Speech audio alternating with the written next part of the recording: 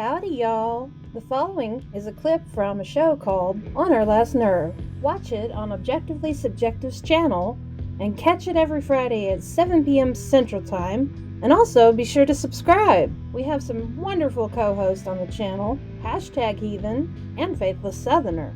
Make sure to subscribe to them too. They're awesome. I hope y'all enjoy.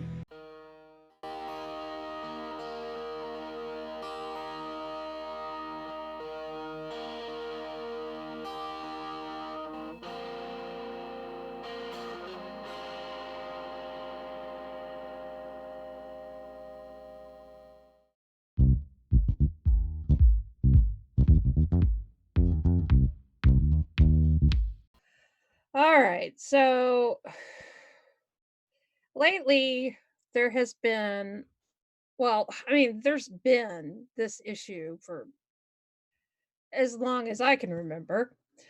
The issue of bullying and harassment. Now, it's something I'm afraid that cannot be avoided in life, but there are steps that you can take in order to cope with and deal with bullying situations and harassment situations. Um, but first, I do want to address the actual bullies and harassers. Stop it. Okay? If somebody tells you to leave me alone, fucking respect that. I can't say this strongly enough. Fucking respect that. If somebody blocks you, fucking respect that. If somebody says, don't call me anymore, respect it. Okay? Don't go to their house. Just leave them alone. How fucking hard is it to leave someone alone? Now, if you have some kind of issue, mental health issue, that you've got to deal with that. But don't put your shit on other people. Now, that being said, when it comes to bullies, which, as I said, are a fact of life, we've all experienced it, at least I assume, it can be devastating. It can get to a point of no return. It can get to a point to where you just can't handle it. You shut down, you try to find some way to cope. Sometimes they're not healthy ways of coping. And I do suggest that just as the bully and harasser, if you're having trouble coping and you need help, don't be afraid to ask for it from people who are qualified and people you can trust. Do not engage with people who abuse you. Do not. And be very, very clear about your boundaries. Like I said to the harasser and the bully, if somebody says, stop, leave me alone, leave them alone. So it's up to you as the person being bullied to address and set those boundaries. Say stop, say leave me alone, and don't be afraid to set these boundaries. They're important. They're important for you and they're important for the person that's harassing you because they need to learn fucking boundaries. And you need to learn to be assertive, to protect yourself, because your number one duty is to yourself.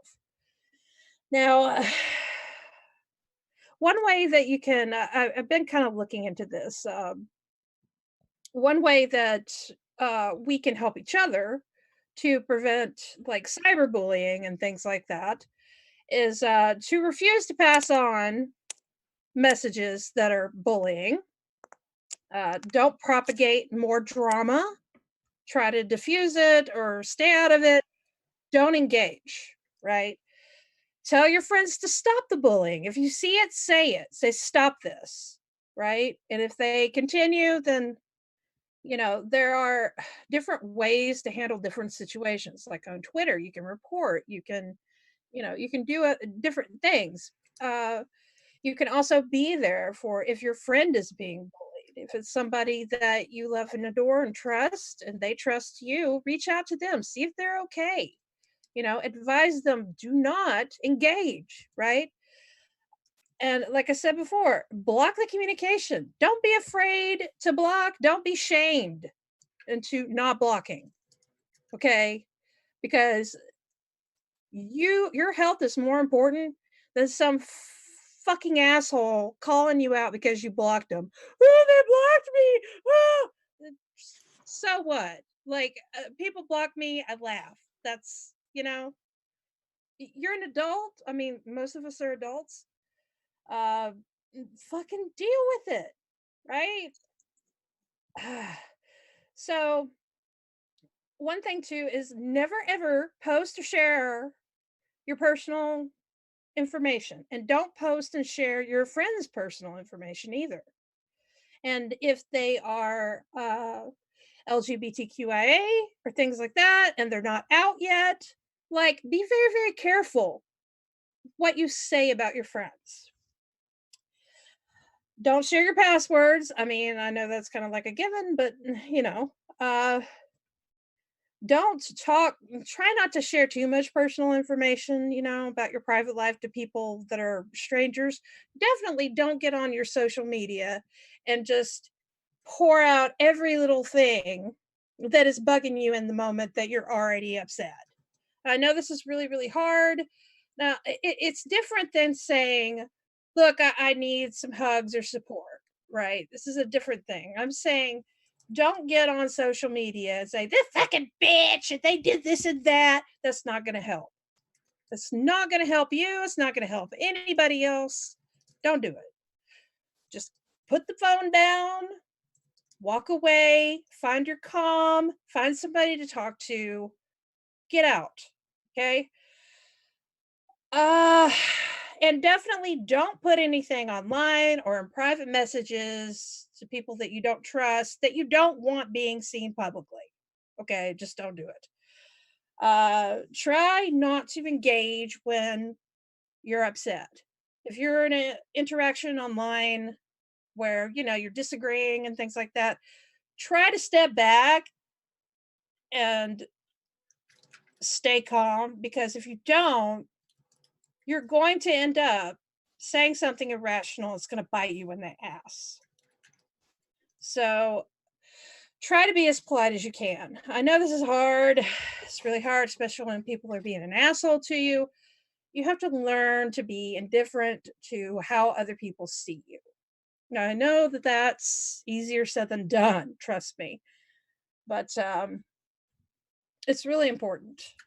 It's important for your health. It's important to de-escalate situations.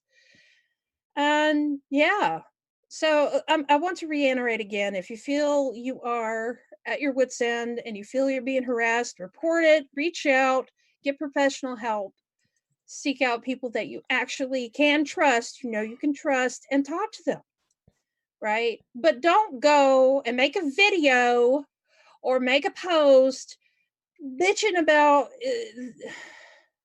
everybody in the country who has ever pissed you off or upset you. Don't do that. Put the phone down. Don't put anything public. Just deal with it privately until you can get your head straight, because emotions will take over that rational part of your brain that says, oh, you don't need to do that. Okay, so yeah. Anyway, thoughts. I kind of rambled, but I mean, the only thing that I would add is whenever you're setting boundaries, right? And I think this is a super important thing. You have to also respect your boundaries. yes. Don't be goaded back into, if you block somebody, if you mute somebody, if you step away and say, do not talk to me again, and the person is trying to continue to provoke you into an argument, part of setting that boundary is observing it yourself. That's part of healthy boundary setting. And so no matter what, if you say, I am done with this, I am through talking with you, this is a boundary, you are blocked, you are muted, whatever it is, that's where you stay. You don't allow yourself to be re-provoked into an argument, because that's what the bullies want, right? Once you set the boundary, that's a boundary not only for them, because they're going to try to push it, right? But more importantly, that's a boundary for yourself. Right. And I think that's the only thing that I have to add to this. Otherwise, I think it was really well said. I totally agree with you. They're wanting, so the people want attention and they want access to you. So there are times where, like, I have blocked a lot of people. No. A lot of people.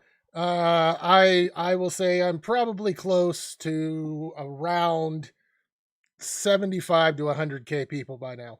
Not even joking. And I did that for my own mental health. I did it because I'm sick of being angry every time I go onto social media. It's not healthy for me.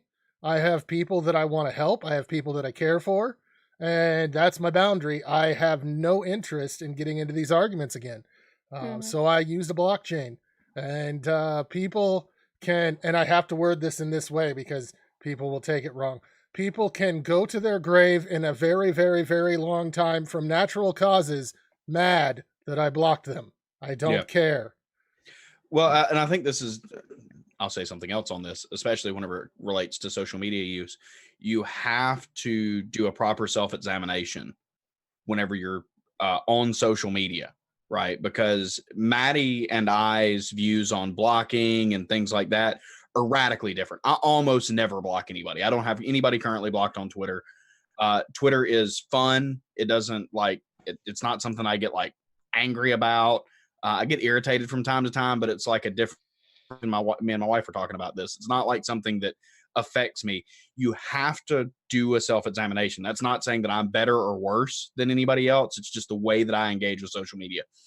Do an honest inventory of yourself and the way that you interact with social media and the way that it pulls on your heartstrings and your emotions and everything else, the way that it affects your cognitive abilities, and set your usage preference around that. If you want to block half of Twitter for your mental health, absolutely wonderful. Perfectly fine. That's something that you need to do, right? If it's something that you can playfully engage with and have a good time and shit post and start arguments and everything else, and it doesn't affect you, that's fine too, right? Social media, and this was like, I think the first episode, right, was social media, your social media is your space. The way that you interact with Twitter, with Facebook, with any of these things is your prerogative. You can block who you want to, you can not block, you can engage how you want to. Those things that I'm not saying that you can bully if you want to. That's a shit thing to do that violates morals and all that junk. But tailor it to your needs and do an honest self-inventory, right? Because these things get out of control really easily. And being honest with yourself and taking time to examine the way that you're using it and the way that you should be using it is absolutely necessary.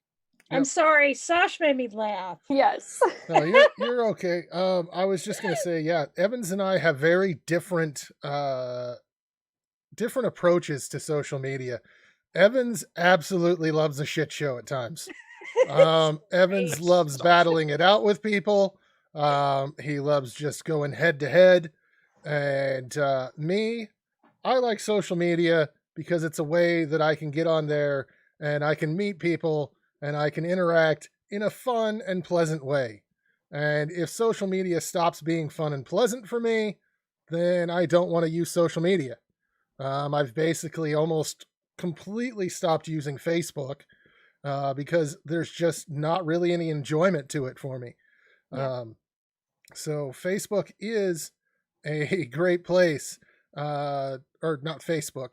Twitter is a great place to meet and chat, but it can also be a shit place. And when it starts to become a shit place for me, that's when I get the block out. Blocking is mental health for me. Yeah, and that's one thing that I forgot to reiterate. When it comes to Twitter, especially, if you're trying to like hash out an issue that you have with someone that you're friends with on there, I suggest don't do it on Twitter. Do it in DM maybe, but don't do it because it gets all jumbled. People can quote tweet, people can jump in and derail it. There's better mediums to actually deal with serious issues than in a public Twitter thread. So anyway, I'm sorry. Go ahead. No, I totally agree with you. Hashtag, did you have something to add there? No, I mean, I'm pretty much in agreement. My thing is I actually limit a lot of being in social media with the exception of, private messages like our group I'm in all the time. But I'm not always staying on top of everything, and because that can get really overwhelming. And I realized that I used to do that and I would get burnt out on it really quickly. And yeah, waiting, like someone had mentioned in chat, if it's a really big issue that you're really upset about, sleep on it. And if you still feel the same way, then sit down and come up with something, to either fix the situation or distance yourself or set boundaries. But wait on that, because you don't want to do it when you're mad. You don't want to do it when you're upset at all. Yeah. Well, and just to relate this to something that happened earlier today. Actually, it happened yesterday. So there was a friend of mine that I blocked on social media. A couple of days ago, we had a fight in DMs. We had both agreed that we weren't going to escalate anything, that we were going to calm down, and we would have a chat in a couple days.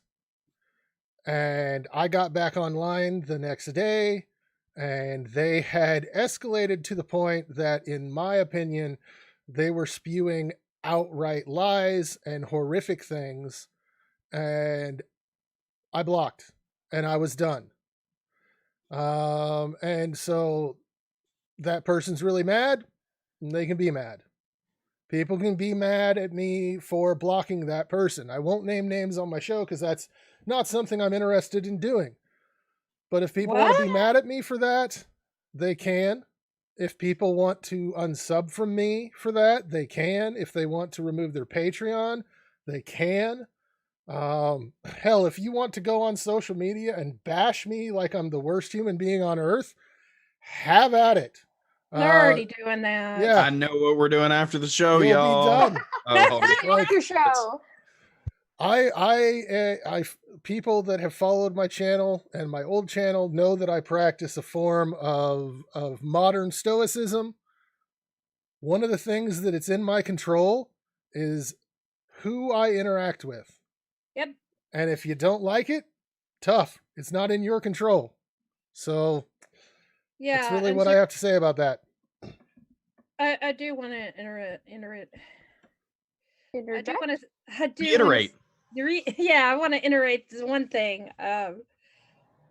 Whenever you've crossed a boundary and that person responds with a block or dissociation because you crossed it, you've already entered the territory that they warned you not to tread upon.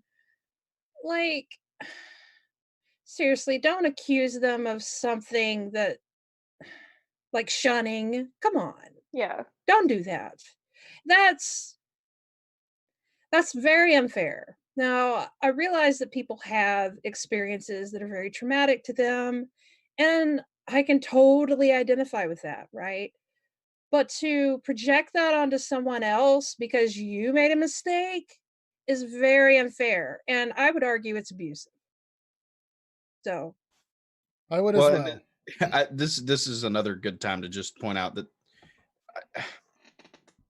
there are situations, right, where abuse can be perceived by both parties. Yes. Very easily, right? Especially whenever emotions are high and tensions are high and things are all in flux and everything else.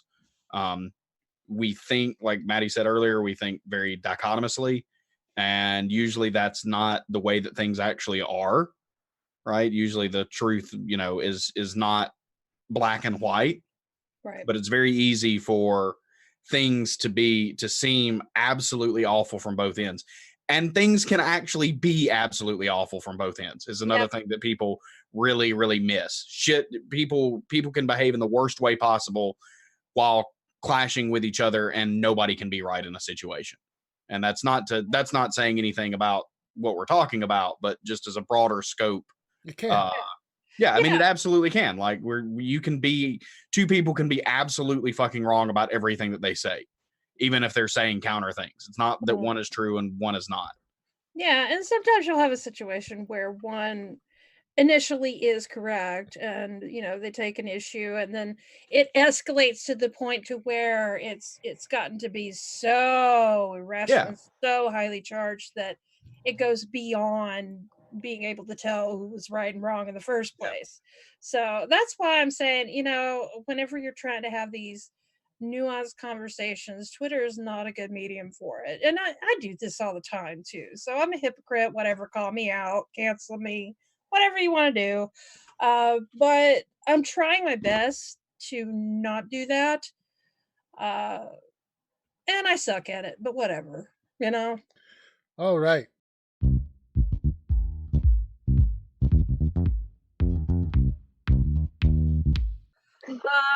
I guess. So we're human beings here, right? And we're very fallible, which is obvious. But it isn't so obvious when you're feeling backed into a corner after making a mistake, or are you oblivious to this oh so human trait of yours? Now, we are subject to a multitude of cognitive biases, some of which are actually beneficial to us, but others not so much. And sometimes our bias can cause real damage to others. And when this happens, we're better off learning from the experience and making amends with those we have harmed. Of course, the first step is recognition of this mistake. It's okay to be wrong. It happens to us all. But it's not okay to deny being wrong in these instances when we clearly have done damage. The next step is to offer a genuine apology, which can be a tedious thing to do, and not very many people seem to know how to do this. So I would like to offer some golden advice from Psychology Today contributor Dr. Harriet Lerner, PhD. The first one, a true apology does not include the word but, okay? Because but automatically cancels out an apology and nearly always introduces a criticism or an excuse. Number two, a true apology keeps the focus on your actions and not the other person's response. Very straightforward. A true apology does not overdo it. It stays focused on acknowledging the feelings of the hurt party without overshadowing them with your own pain or remorse. Number four, a true apology doesn't get caught up in who's to blame or who started it. Number five, a true apology needs to be backed up by corrective action. A true apology requires that you do your best to avoid a repeat performance. Also, a true apology should not serve to silence another person. Like, I said I'm sorry 10 times. Why are you still bringing this up? Nor should an apology be used as a quick way out to get yourself out of a difficult conversation or dispute. A true apology should not be offered to make you feel better if it risks making the hurt party feel worse. Not all apologies are welcome. People don't have to accept your apology. Making amends is a process, but to find another way to heal if the other person doesn't want to hear from you. Also, a true apology recognizes when I'm sorry is not enough. A serious hurt or betrayal requires repair work over time to restore trust. Now, I'd also like to further add that tone policing those who have good reason to be upset with you is a definite no. Don't do this. Now, what is tone policing? Well, tone policing is an ad hominem that attempts to detract from the validity of a statement by attacking the tone in which it was presented rather than the message itself. Most folks will attribute emotions being shown during a perfectly sound argument on a matter as an appeal to emotion, which is a common mistake, when really all this does is attack the person based on the tone they used. It's a sleight of hand that people who refuse to own up to their mistakes often use. Thus, I think having discussions on tone policing are very important to address, especially when we're talking about hot button issues such as human rights. Now, the point being, if you really wish to strive to be a better person, which, of course, as I said earlier, is a continuous process, owning your mistakes and correcting them is vital. In the end, you'll feel much better for having faced the heat and done your best. So, yeah. Great. So what you're saying is, it wouldn't be a real apology if I was like, I'm sorry I did something wrong, but other people were bad too. Yeah, that's not a real apology. And it's also not a real apology whenever you're like, but they were really mean to me. Yeah, and if you say I apologize if you were offended is not an apology either. Because it doesn't recognize the actual action that you took to offend someone. But right. I wasn't trying to offend you, so why should I care? Your intent doesn't matter. What matters is repairing the damage you have done to another human being. But you're supposed to know my intent. Yeah, we're not psychic, so You're supposed to be, and I'm supposed to be able to say whatever I want, and I know my intent.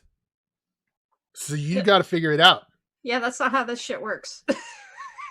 So this would be a great time to say that Harriet Lerner is absolutely fantastic across the board. Oh yeah.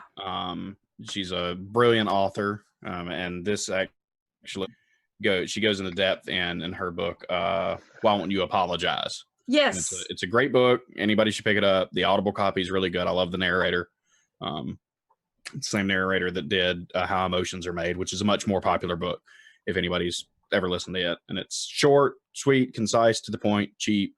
And I think everybody should get it and read it because it's very good. And it comes from somebody who has a extensive background in psychology and has been writing about these type of things for years and years and studying humans. So look, check it out. I'm sorry if this offends you, Evans, but shut the fuck up for a little bit because your cisness is pissing me off, and I just got to get this out, okay? Hey, your tone is just you're wrong because the tone you use. I mean, the point you made. I said I was sorry. I'm sorry you feel that way. Yeah, I'm sorry you feel that way, Snarky. Thank you, hashtag, for taking my side. No, I'm saying I'm sorry you feel that way. Ooh. Look, I just think you're showing your bias. Taco. Bias, yes. It's because I'm cis, isn't it? It is. You're cis, and Evans is cis, and Bless Snarky is cis, Five. and I'm gonna talk now because if this if this offends you, I'm just gonna say if this offends you, y'all kind of suck. I'm sorry if that offended you, but y'all kind of suck, and you should get out of sports because you're ruining it for all trans people. Sorry. I don't play any sports. I'm sorry. That's exactly what someone who is running sports would say. But I don't play sports. Mistakes were made by everybody here. Taco. Why don't you watch sports? Is it not manly enough for you? So do you have to beat something with a stick for yourself to feel cis? One thing that I do want to point out is I was raised in a very abusive environment. My mom was abused by my dad. My mom abused me. My dad abused me. Abuse everywhere. And one thing that I would commonly hear that some bitch yell at my mom was, "Look what you made me do." Yes. Fuck that. Fuck that. If anything that's even close to that shit, I'm going to go off like a rocket. Like, I'm just going to rage at you. And people don't seem to understand. They just, that's just like what your opinion. No, this is like what you're fucking doing when you're being an abusive fuck to someone, and you're telling them, you made mistakes too in your tone or blah blah blah. Fuck you. Like, at a certain point in time too, and this is, let me see here. I'm gonna say this without being as rude as possible. At a certain point in time, like, if you intend something, don't apologize for it because everybody realizes that it's ingenuine. There are times that I've offended people. There are times that, said something that was conceived as hurtful and things like that. There are times that you intend the person to be offended. And so there's absolutely, in my mind, you can say, well, that was supposed to offend you. That was not meant to be a comment that made you comfortable. But and there's nothing inherently wrong about that situation. There may be things that are inherently wrong about the way that you did it or the group that you're attacking or the person that you're hurting, things like that. But it is perfectly okay if you say something that is offensive and somebody says, I'm offended, to go, I don't care that you're offended, because at least then you're being genuine. Don't offer a half-assed apology. Oh, well, I'm sorry you were offended. Because it's not a true apology and you're not actually sorry. So don't pretend to be something that you're not. Yeah. Don't try to play both sides. If you truly believe something, stick to your flipping guns about it, or make a genuine apology because you genuinely changed your mind. I will give an example here. So we said some jokes when we first came on the air about Evan's beard. And it's possible that that offended him. And if it did, he could say it and I would be like, I'm sorry. But if I want to be offensive and I were to say something along the lines of, let me think. Rationality Rules is a dude, bro, ass clown. I'm not going to apologize for that. Because I mean it. So anyway, we are going on to, or if you have more, go ahead. I'd like to maybe address something that was said in chat here. I love how the stream is trying so hard not to be obvious that they're talking about rationality rules, yet the chat is all over it. A lot of these topics are spurned by events that are going on. Mm-hmm. But this is in no way, shape, or form like just directly that. So in this, and I think that everybody else here, but I'll speak to myself. Usually my topics are inspired by specific events that are well known in the community. But then what I do is I try to extrapolate why that happened and the underlying behaviors and then address those. And that's one reason that I don't typically come out and say, well, X person did Y thing, and this is why I'm upset about it. Everybody knows the general course of events generally that I'm talking about, but it's also something that would be applicable to the same situation happening between different groups of people a year in the future if somebody were to watch the videos. Yeah. Exactly. So it's obvious whenever you can see the inspiration behind what we're talking about, but generally we're trying to get to the heart of the issue and leave the people out of it. Yeah. Whenever we're talking about these things. Exactly. And, this is a common thing that happens over and over and over again. And ever since that video came out, I've seen it happen 2-3 more times. Oh, yeah. Tons of times. So it's not just the one thing either. So I do want to highlight that. So I would like to say that it was said in the chat that I loved the beard, but the new look is awesome too. I think this is the first time I've seen Evans's neck. And so does that make you a neck beard? Are you a neck beard now? You've got this. No, it's not right down to here. Yeah. You've got the Sargon going on. Oh, take that back. Take it back. You do realize that's too far. Too far. That Sargon wasn't like, the person who invented the beard, right? Somebody invented it? What? I'm pretty sure Sargon thinks he invented the beard. I'm pretty sure that Sargon can go to hell. I don't really care. He's not. There's another example of an offensive thing that we don't care. Yeah. And Sargon, if you're listening, I kind of doubt you are, but go fuck yourself. There you go. Fuck you, Sargon. Anyways, no, I'm not nearly cynical and British enough to be the Sargon. And mine's red, man. Come on. That's true. Right? It's red. It's better. Sosh said you're more like Jonathan Frakes, which I don't know if you know who that is. I don't. That is Riker from Star Trek Next Generation. Yes. You're Ginger Jonathan Frakes. So I guess that's good then. I don't watch Star Trek. Which being that I'm pan romantic, I kind of had a pan romantic crush on Jonathan Frakes at one point. As long as I get to hold the camera. That just means I don't want to have sex with you. I don't want to have sex with you, Evans. I'm just saying you're a handsome man. Oh God. Yes. All right. So congratulations on the neck. Yes. Thank you. I grew it actually after I shaved the beard.